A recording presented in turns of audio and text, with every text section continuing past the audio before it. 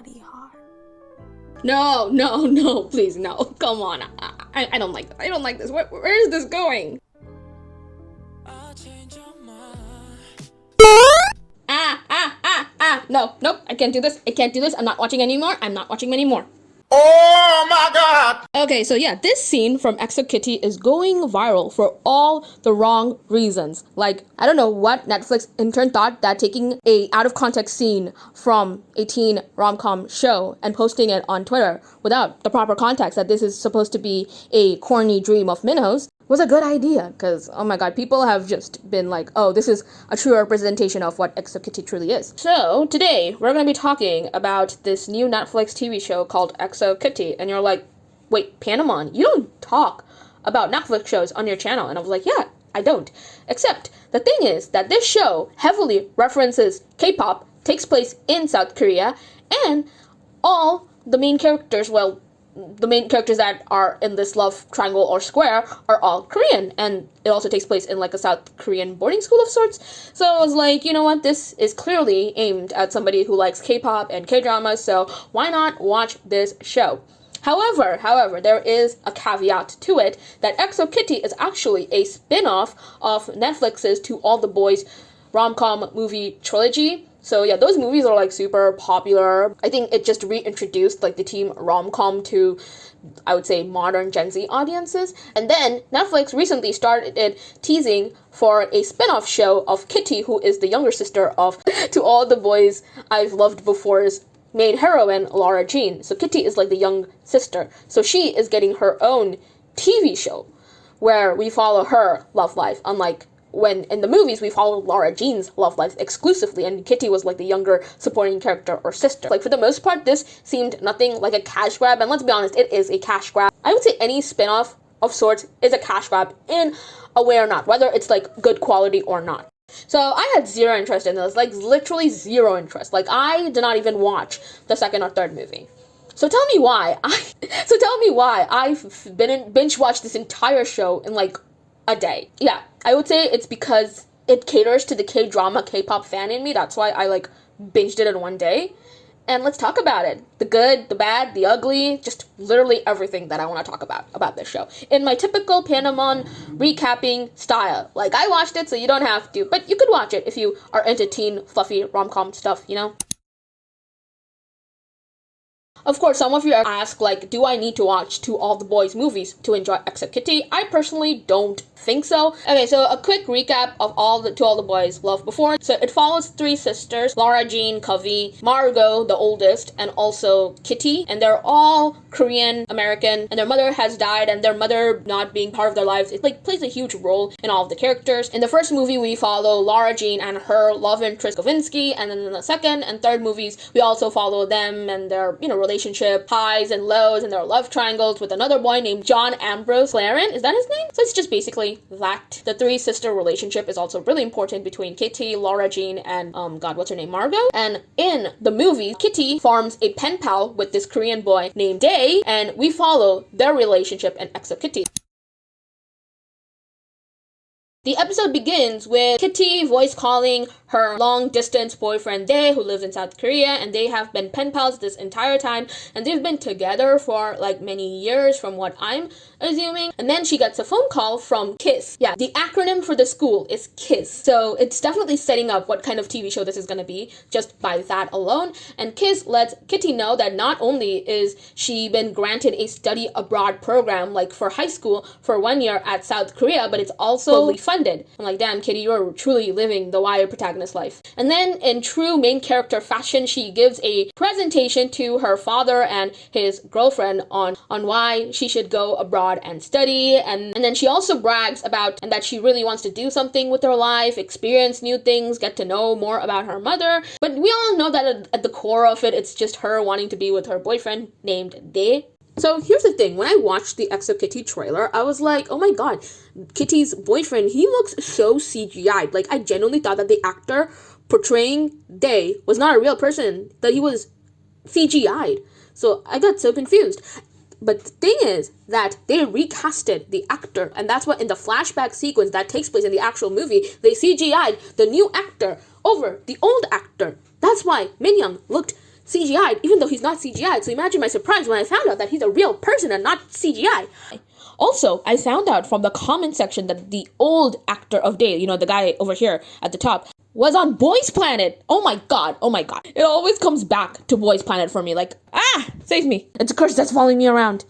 Boys Planet, Boys Planet. And our father actually lets her go to South Korea, and I was like, oh, wow. She does all of this behind her father's back. And then he's like, yeah, you can go. And she just packs up everything and just goes to a foreign country in less than a week. That is like, oh my god, that is a kind of privilege that not many people have. Like, not even me. Like, oh my god, the way that she can just pack a suitcase and just go to another country without worrying about visa or anything like that. That is like, that is nutsical. So she goes to the airport, and there is a cameo from none other than Jenny Han, who actually wrote the To All the Boys books. I was like, Jenny Han, there you are. Okay, here is a rundown, a very sad tangent rundown of my one-sided beef with Jenny Han. You see this woman, this is Jenny Han, and she is public enemy number one. She's public enemy number one. Fear her. Fear her. You think she's gonna give you these sweet, fluffy, rom-com-y books, and then the angst, the fucking angst, the emotional stakes in her freaking book just destroys your mental health for days now. Okay? Don't trust this woman. Do not trust this woman. Do not trust this woman. If you see her in public, avoid eye contact. Just avoid her.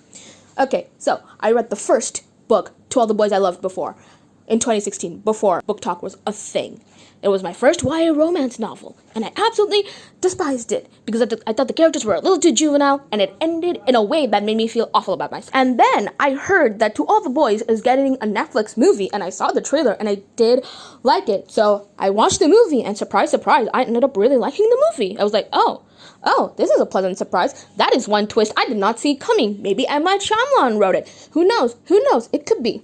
And then, after that, I read the second book, in P.S. I Still Love You, from Jenny. And then I read the second book. Absolutely hated it. Again. 1 star. Unnecessary. Why does the story need to be a trilogy? I don't know. Why? Why are we following the same couple if it's going to be $3? If it's just going to be mediocre, angsty, romance, whatever. Yeah, did not like it. And because of that, I did not watch the second or third movies that Netflix put out because I was like, I just don't care about Peter and Laura Jean that much. I genuinely do not, who are the main characters in To All the Boys Loved Before.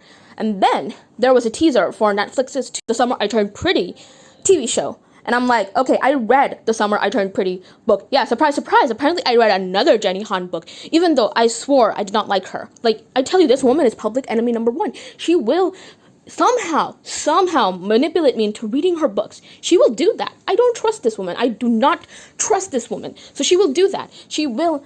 So I read the first book. Again, I think in 2017. Thought it was stupid. Did not care for it. Just lame. And I was Team Jeremiah at the time because I did not know better. I did not know better at all. So I was Team Jeremiah at the time. Yeah, I know. I don't like me from the past at all. Teaser was so good. I was hooked. I read the entire trilogy in like 2 days. 2 days. I finished the entire trilogy. And you know what? I was like, okay, Jenny Han, I might start to forgive you. And then the third book. I read the third book in the Summer I Turned Pretty trilogy. Tell me why. Backstreet Boys style. Tell me why. Why? That majority of the book was Belly and Jeremiah fighting as a couple. Spoilers, by the way. Fighting as a couple. Toxicity at its peak. And no Conrad. Where is my boy Conrad? Where is my angsty, stupid, sad boy Conrad? Where is he? Huh? Why? Where are the Belly and Conrad scenes? Huh? I was deceived. I was scammed. I was all of that.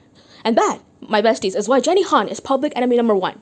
So tell me why. Tell me why, Backstreet Boys style, I decided to binge watch all of EXO Kitty.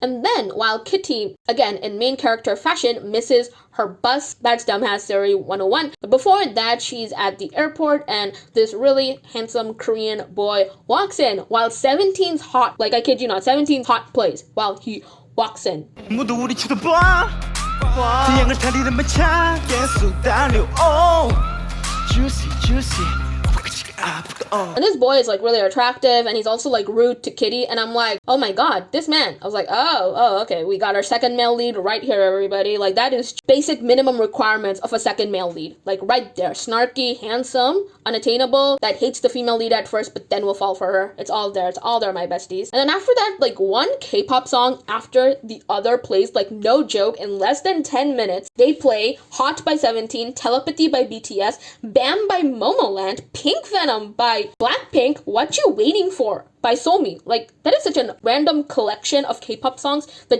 they just throw in 10 minutes when Kitty lands in South Korea. Do Netflix writers think that when you get to South Korea, the first thing that happens is K-pop playing everywhere? Okay.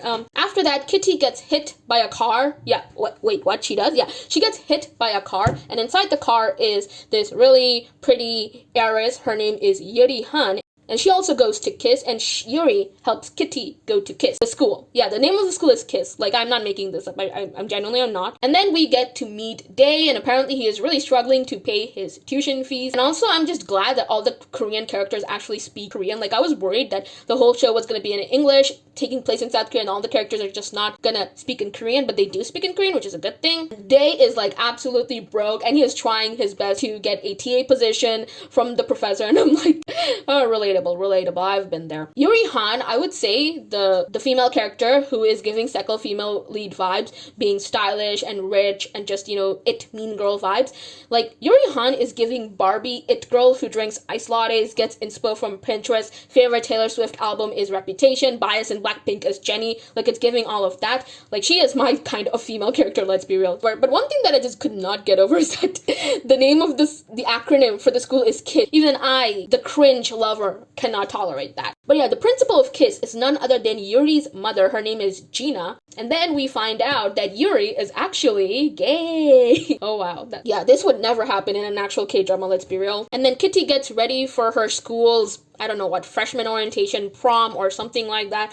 And she is dressed in an outfit that looks like a cabbage. Ice cream sprinkles threw up all over her. But you know what? She's a broke high school student, so I guess I will forgive her for that. Like, we've all made questionable choices in high school, let's be real. Then she bumps into Minho, the rude boy at the airport, was introduced when 17's Hot was playing, and then she spills some drink on him again, and it turns out that he does speak English because at the airport he ignored her by saying he does not speak English, but turns out he does speak English. And then Kitty's long distance boyfriend, finally comes, and 17's Darling plays. Like, I kid you not, this show is littered with K-pop songs, and yeah, it's ridiculous the number of K-pop songs that is just played without any significance to the scene or the plot, but it's just entertaining as a K-pop fan for me personally. That's so many K-pop references. But yeah, 17's Darling plays, which is like a really nice and sweet song when Dae, the boyfriend, enters, and then Kitty is reunited with Dae. However, turns out to Kitty's dismay that Yuri and Dae are actually dating or in a relationship. And of course, Kitty is absolutely devastated because I forgot to mention that Kitty apparently wanted to surprise Dae. Like, she did not tell Dae at all about the fact that she was flying all the way from America to Korea to see him. Like, she wanted this to be a surprise. Like, come on, girl. Like, I get it. You're 17 years old, but come on, you cannot be that stupid to do something like that. Like, you just cannot spring that on someone. Like, I would be downright horrified if somebody did that to me, like, surprised me out of the blue. Normally, I don't know why, I'm on Minho with this one. And again, in true main character fashion, she bumps into a table of cupcakes and also falls down, embarrassing herself. Like, oh my god, if this is not quirky main character loser energy, then I don't know what it is. I truly don't. So far, episode 1, I would say, is very cliche teen rom-com so far, like nothing new, pretty Disney Channel-esque if you ask me. I feel like this is something that I would have eaten up if I was 12 years old. Like, that's what episode 1 is giving me. And also a lot of what happens in episode 1 is actually spoiled in the trailer. So not much going on in episode 1. Then we cut to episode 2. Then we get episode 2, and episode 2 begins with You Never Know by Blackpink playing as Kitty is heartbroken about her boyfriend supposedly cheating on her. But we all know that the girl Yuri is gay, so chances are that Dae is actually Yuri's beard. Beard as in when a gay person dates somebody else to hide the fact that they're gay. So it's like that. So Dae is Yuri's. Kitty does not know that, and Yuri is obviously very closeted, especially given how South Korea is like super homophobic. Kitty then bumps into a guy named Alex who happens to be Australian. I mean, he's Korean, but he was adopted by Australian parents and he has lived his whole life there. And then we meet this girl named Madison, and she tells the school's principal, Gina, aka Yuri's mom, that she's really into K-pop. And I'm like, oh no, is she gonna be the Korea Boo character who transferred here just because she likes K-pop and K-dramas? Like, oh no. And turns out that Dae is not only Yuri's tutor, but he is also Yuri's chauffeur's son. And it is revealed in the episode that Yuri is forcing Dae into this fake relationship so that her parents don't find out that she is actually dating a girl. Due to a misunderstanding, Kitty is assigned to the boys' dorm where Dae and his two friends, Minho, you know, the rude Korean boy from the airport, and also Q are also there. And then XOXO by Somi plays as Kitty and Dae are both miserable. and XOXO by Somi is actually a song about a girl getting cheated on by her boyfriend. So appropriate, I guess, for this scene. Kitty then thinks about leaving, but then stays thinking that she got to do so for her mom and a sign. Yuri's father then gets canceled online for yelling at his hotel staff. Like, Yuri is an heiress and her father is like, you know, really rich, and she comes from a really rich, pristine type of family. She's like an heiress of some sorts. And then Kitty starts to put two and two together and realizes, oh, okay, Dae and Yuri are likely fake dating, because Yuri plans on using Dae's and her relationship, her fake relationship, to cover her father's scandal of sorts. It's really interesting. I would say episode 2, again, felt a little too pointless to me. Like, I felt like nothing that interesting happened in episode 2. I will say that I'm glad that Kitty was smart enough to catch up on what was really happening. But other than that, episode 2 was also just okay. I think I liked it less than episode 1. Then we get to episode 3, and Dae has to sign an NDA to not expose the truth about her and Yuri's relationship. And Dae has to do this press conference, Yuri's father's press conference. He apologizes to everybody for his behavior, for yelling at his hotel staff, and all of that. And he says that he is gonna give Yuri's boyfriend, aka Dae, an internship at his company. And Dae also speak well about Yuri's dad in order to hide the incident and everything. And they're faking this relationship technically because they're gonna be like, oh, Yuri's dad, you know, he's doing much better now because he's giving an internship to his chauffeur's son and helping him with his future, and also allowing his precious daughter to date somebody as low as a chauffeur's son. So I think that's the reason why they have to fake the relationship and that they have to sign an NDA and all of that. So yeah, it's kind of ridiculous and over the top, but you know what, in a K-drama-esque setting, I don't mind it. I really don't. We then see Dae with his little sister, and turns out Dae has been lying to Kitty this whole time about being rich, because he is not rich at all. Like I said, he's a chauffeur's son. And then Yuri's girlfriend, Juliana, sneaks into their school and meets up with Yuri, and they, you know, smoochy smooch, kissy kiss, you know, kiss kiss, fall in love. And I really feel bad for Kitty during this episode because, but then again, a part of me feels like she is such a dumbass for coming here unannounced and being very unprepared. She also starts doing badly in her classes and she needs to get a tutor. Her teacher, Professor Lee, is just such a jerk to her and is just not impressed by her at all. And then she has to get tutored. Kitty also starts to bond with one of Dae's friends, Q, and she constantly refers herself as a matchmaker. And honestly, every time Kitty calls herself a matchmaker, I cannot help but want to jump out of the window due to all the cringe. Like, disgusting shit. and then Kitty works her magic by pairing Q with this boy named Florian, who Q has a huge crush on. And I don't know, man. Kitty being the matchmaker, I personally just don't think it's that great. I mean, if you know To All the Boys, you know that the reason why Laura Jean and Peter Kavinsky got together is because Kitty, uncalled for, mailed all of Laura Jean's love letters, which, honestly, if my little sister did that, I'd kill her. So Kitty, I don't think you are the matchmaker you claim to be. After that, during one of their lab classes, Kitty is paired with Minho. Minho is definitely not having it at all. And they have this little enemies to lovers moment at first because Minho cannot stand Kitty at all. But then again, I kind of relate to him because how would you feel if this person flew all the way across the country to see your best friend? You just spring up out of the blue to this person. So yeah, I guess how that feels. Honestly, Minho does not even give off rude boy vibes. He gives off mean girl vibes. Like, yeah, not mean boy, mean girl vibes. Like, Minho is the type of character who has his own skincare routine. He definitely prioritizes his appearance, cares about brands and fashions and staying on top and all of that. Like, this guy is Minho is a complete diva, let's be real.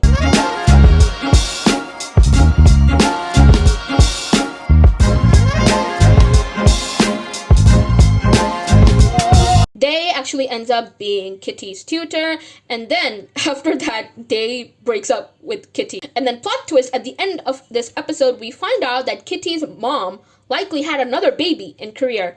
Dun dun dun, that was born in 1993. I would say episode 3 was just a bit more interesting. It definitely set up new storylines and all of that, and I definitely enjoyed the character banter between Kitty and what's his name, Minho. So yeah, this episode was much more enjoyable, but it's also really frustrating how Dae, Yuri are like keeping the truth from Kitty. So that's like very frustrating on my part. And also Kitty gets this nickname of being the Portland stalker, and yeah, that is a little too mean. The rude comments people make about Kitty are a little too uncalled for. Kitty then gets a new roommate, and her roommate is this really messy and disgusting gamer girl. And honestly, the way this girl lives, I'm pretty sure this is how my mom sees me, like an exaggerated version of how my mom sees me. Like, Kitty also struggles to sleep, and Maniac by Stray Kids play while she's struggling to sleep, and her roommate is constantly gaming and whatnot. And then Kitty starts to fall asleep during class, and then her teacher, Professor Lee, tells us, "You can sleep when you're dead, Miss Covey." Oh my god, that is so savage. That is literally the most savage thing ever. Honestly, if my teacher told me that, I wouldn't even be mad. I'd be impressed at that burn. I would be. And throughout this episode, I feel like there is a better attempt at fleshing out the supporting characters. I will say that the supporting characters and all the characters in general have very stereotypical subplots, except for Minho. I feel like Minho has the most interesting like character arc or whatever. Yuri is the sad rich girl who is neglected by her parents. Then you have Q, who is the supporting gay best friend, like that's all he is. Dae is poor. That's all we get from Dae, and he has to really work hard to study. Kitty is just a girl in love trying to make sense of her feelings and whatnot, and trying to learn more about her mother. Like, all of these characters have just cookie cutter stereotypical character arcs and journey, but at least there is an attempt to flesh out these characters. I would say Minho is the most interesting out of all of them, in the sense is that I thought that Minho would have a very strained relationship with his parents, and it is evident that Minho was impacted by his parents' divorce, and Minho's mom is actually like a really popular actress, and I thought, oh, Minho was gonna also get ignored by his mom, and it's the reason why he's so mean. But no, Minho actually has a really good relationship with his mother, and it's obvious that Minho cares about his mother and wishes that his mother was more around him. So I feel like Minho is the most interesting. Madison is like really into Minho, and Minho is just not into Madison at all. And after that, all the characters, they go for a hike, which is organized by Q, and then we get our second K-pop song of the episode, which is I Can't Stop Me by Twice. Kitty does her matchmaker thing again between two nurses at the hospital, where her mother likely gave birth to the baby that was born in 93. And then she finds out that Alex, the guy from Australia, the Australian guy, he is likely her brother. Honestly, I saw this plot point coming from a mile away. The moment there was a baby born in 93, I was like, yep, it's the teacher guy. It's the teacher assistant guy. The guy who was adopted by Australians. It's definitely. There is like no mystery to it. Like, that is so obvious. Minho, Q, they find out that Kitty's roommate has been filming her sleeping. So messed up. And then Kitty makes the really horrible decision, living in the boys' dorm. Oh, that's definitely not gonna hold up well. Episode 5 begins with Kitty on the search for her brother, which, let's be real, we all know by now that it's definitely Alex. Like, if you have like even half a functioning brain cell by now, it's obvious to everybody that the brother is actually Alex. Meanwhile, Minho is flirting with Cherin from Cherry Bullet, who plays a character named Lulu, and she is like an it girl, K-pop idol, think Wonyoung, think Jennie. And honestly, throughout the episode, Kitty and Minho have the best enemies to lovers dynamic, making it my favorite episode out of all the episodes thus far. And in this the characters are celebrating Chuseok. A lot of people have described it as like Korean Thanksgiving. Minho helps Kitty out with cooking for this gathering where all the expats get together for Chuseok that don't have family to visit. And honestly, Minho and Kitty cooking, like, those moments had me kicking my feet in the air. It was just so wholesome and so cute. Like, the chemistry between them was definitely chemistrying, and this was like the first time in the show that I'm like, okay, I see the appeal. I definitely see the appeal. You are angelic in the morning. Oh, Pepero. She sent it from Los Angeles. Don't touch anything. You were the last person that I would expect to know how to cook or like do anything remotely helpful. There are these tiny microscopic moments, and I can see why Day is friends with you. There's an actual person in there. Yuri ends up spending Chuseok with Bae and his family, surprise, and not necessarily with her own family because she has like a very distant relationship with her own family. And imagine the gasp I let out when Best Shot by Wano started playing when Minho was getting ready to meet Lulu. Like, oh my god. But of course, however, Minho is having like stomach problems. Like, he really needs to clear his stomach, if you get my drift. So Kitty has to cover for Minho so that Lulu does not find out that Minho really is a poopy baby. And Kitty, being a good sport, does cover for Minho, and Lulu is just like, come on. And honestly, Charon as Lulu, oh my god, like, that is my new sexuality. It truly is. Like, oh my gosh, she was so hot for a 2-minute cameo. Like, what even? Thank you, Charon. Thank you so much. And then the episode ends with G-Idol's Han playing. I kid you not. G-Idol's Han plays in a very dramatic way as Yuri's mom, who was actually besties with Kitty's mom, burns their picture together, and Kitty tells Alec that they both have the same mom. So that's how the episode ends, like a very dramatic way, with G-Idol's Han alone playing. Like, that is insane. Oh my god. Episode 6 opens with Minho having a wet dream about Kitty. Awkward. And Q is just tired of being the emotional, supportive gay friend, like, I can tell. And then Boombox by ITZY plays. Oh my god. And then Kitty has a glow-up moment of sorts when she arrives at Minho's party and she gets drunk and she's looking for someone to hook up so that she can get over on her breakup with Bae, and then starts flirting with this guy who is honestly giving me like date rapey vibes, not gonna lie. And then this guy insults Yuri, be like, oh, I don't like girls like Yuri, but I like girls like you, so insults Yuri like that. And then Kitty actually stands up for Yuri, and Yuri overheard this, and you know, she's like really happy about it. And then The Weeknd by BB starts playing in, and it's insane that I am able to pick up on so many K-pop references. Like, I truly am K-pop trash. And Kitty has this awakening of sorts when she's looking at Yuri. And then Minho thinks that Kitty is actually still into Dae, and Minho is starting to catch feelings for Kitty, and that's the reason why he starts hooking up with Madison, probably to get his mind off of Kitty. And then, at the end of the episode, Kitty has a wet dream about Yuri, which means Kitty has feelings for Yuri! Dun dun dun dun! Honestly, out of everything in their show, this is one thing I was not expecting. Like, this show straight baited us. It truly did. And I'm not even mad, because it actually made the show much more interesting for me personally. Like, it doesn't matter if you ship Yuri and Kitty together or not, but it's definitely something interesting in a show where we all thought that she was gonna end up with either Dae or, God, what's his name, Minho. And then all the kids, they end up at detention because of this party and underage drinking and all of that. And honestly, this detention episode just felt very unrealistic at certain points. Like, Professor Lee is so oblivious at times. I'm like, how the hell were they able to do this and make out at the library while he was away and all of that? Like, it just did not make sense. Like, and sneak off and then come back without Professor Lee even noticing. I See by ITZY plays as they sneak out of detention to head to Professor Lee's place to find out more about Kitty's mom's friendship with God, what's her name? Yuri's mom, Gina. And they definitely have like some sort of past. And the thing is that Professor Lee confiscates all the electronic devices, but the only device he does not confiscate is Q's Apple Watch. And I'm like, you mean to tell me that Professor Lee is dumb enough not to confiscate an Apple Watch? Like, I'm pretty sure we all know by now what an Apple Watch looks like. So yeah, that is something. And then Yuri and Kitty, they finally get along, and Yuri starts to really appreciate Kitty's presence and all of that. And because of that, Yuri publicly breaks up with Dae, and now Dae can officially go back to Kitty.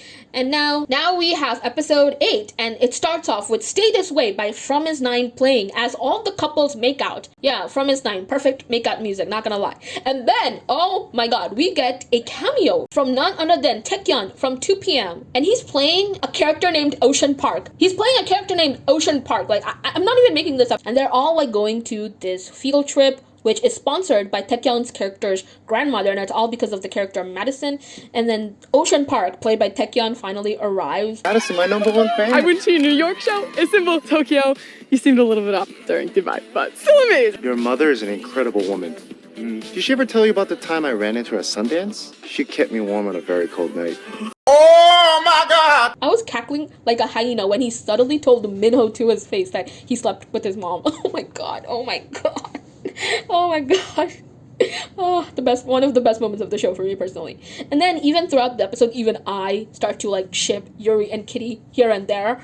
Like, I don't know why. I see the vibe. I see the chemistry. And then Minho tells his mother that he is serious about getting into a relationship and he really wants a steady relationship and not like flings and hookups and all of that. And he sets up a tent very romantically with petals and strawberry chocolates and everything, like does a very romantic setup. And Madison is like really late and she like technically ghosts him and comes like really, really late. And then Minho realizes that Madison is not serious about him and that she also lost interest in him because at first she's really into boys and then loses interest in them once she has already gotten them. So that's Madison for you. And then Minho tells Madison that, oh my god, I think I'm ready for an actual relationship and I don't want this. And they break up. So it's like that. Kitty and Day, they solve their misunderstandings, which, let's be real, is very juvenile, let's be real.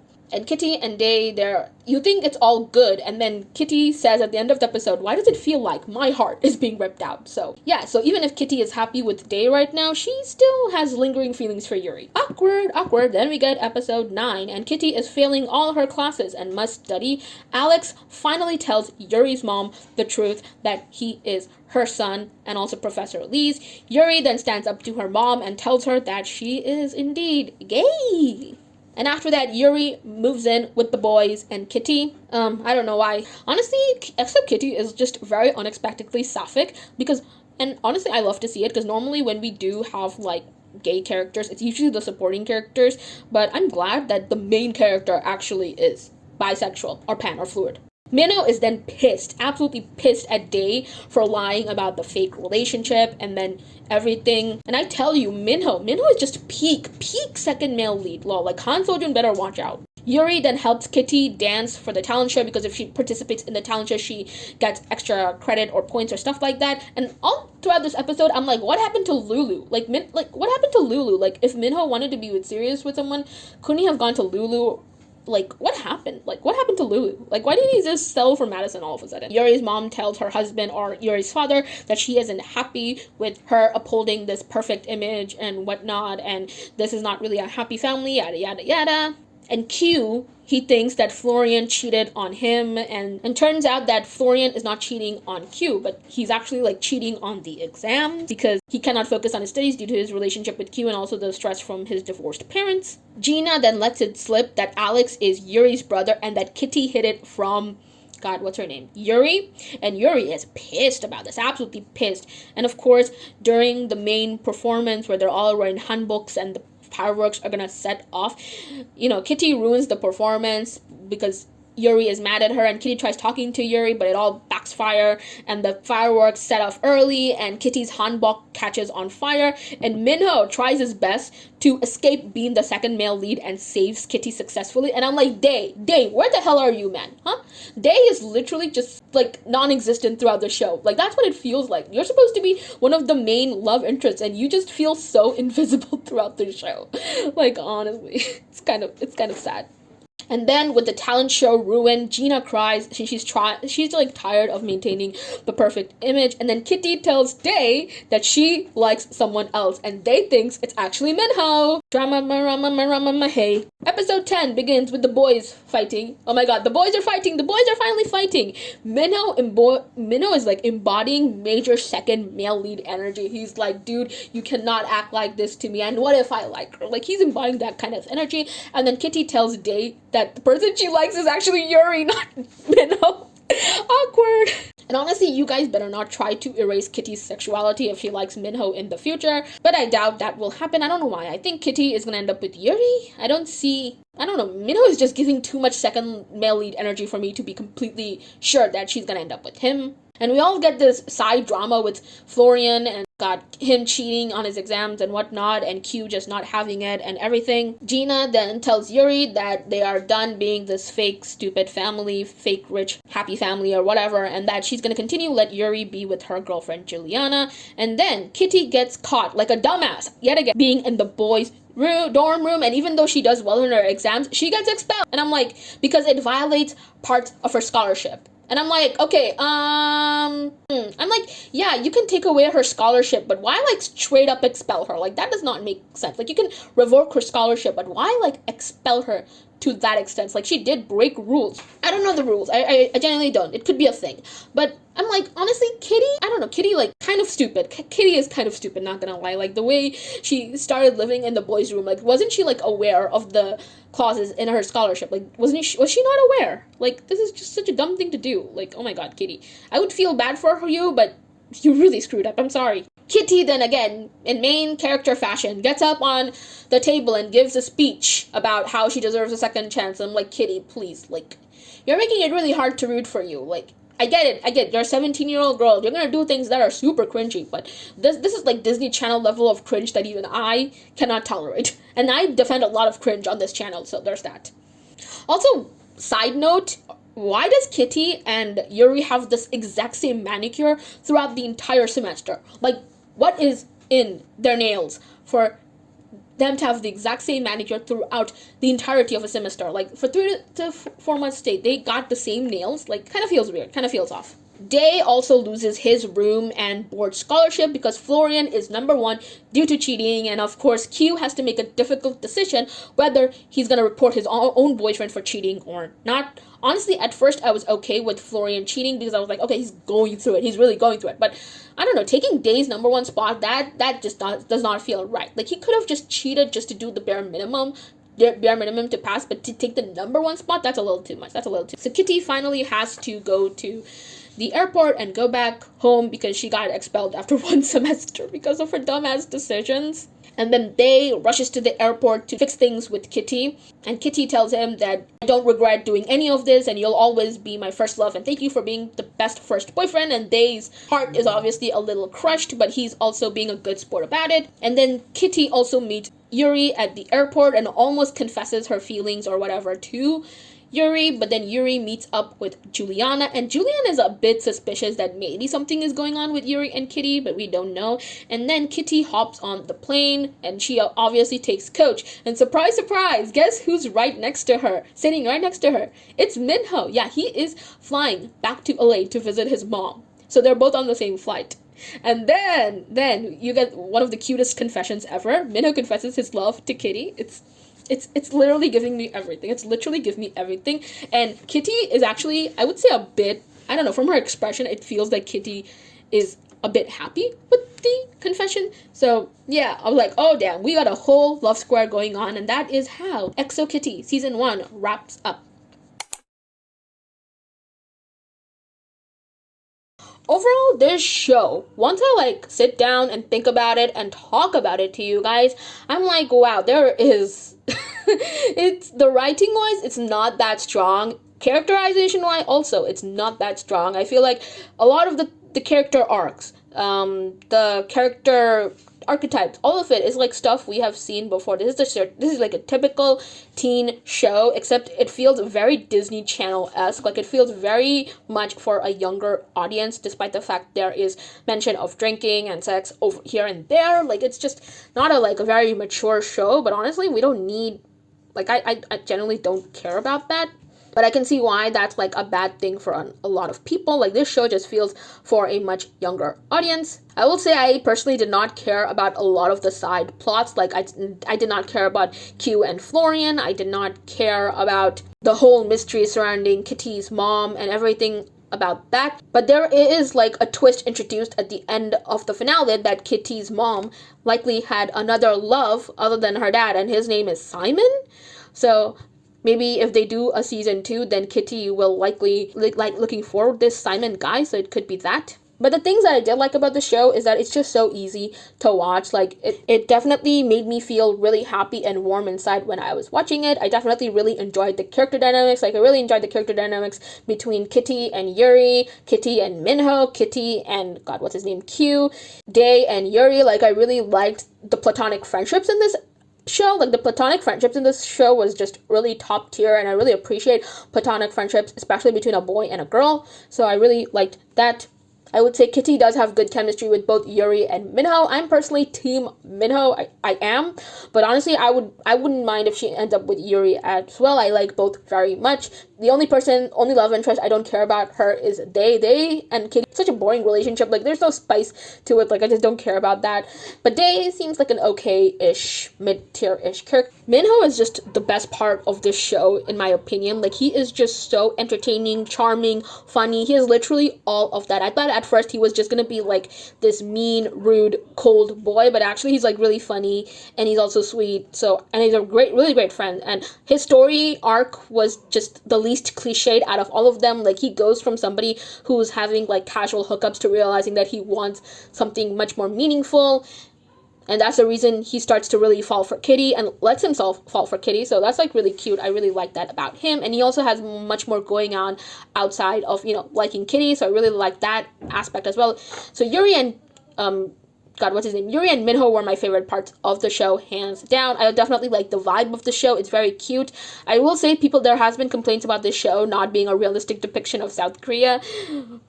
So there is that. Like, it definitely feels like a very PG, not even PG-13, like a PG-13 K-drama. It feels like that for the most part. Like, if you like teen shows, then chances are you will like EXO Kitty. I definitely liked it, mainly because I liked Minho and Yuri. And I liked the character relationships and bonds and friendships and all of that. But overall, I would say for plot-wise, it didn't do much for me. And I know teenagers are supposed to make like really dumb decisions, but some of the decisions that Kitty makes, they're like so dumb that I cannot even fathom at times. I genuinely can. But overall, I did enjoy the show for what it was. If they do a season 2, which chances are they will, because the show has been going #1 in several countries, so chances are it'll get a season 2, because let's be real, this show is like a cash grab for the most part. But honestly, it's a cash grab done well, and I really like the sapphic aspect to it. I like it. They kept it a secret. I know I've seen some takes from people saying that the, Kitty falling for a Yuri thing is completely forced, and I'm like, I don't know, man. Falling for somebody is not forced, in my opinion. Like, I don't know. I don't find that to be forced. Like, honestly, Kitty fell for Yuri for a good reason. Like, Kitty really started to admire Yuri for the amazing person she is. So I don't think that's forced. And Yuri isn't in a relationship, so it's not like they rushed to get the two girls together.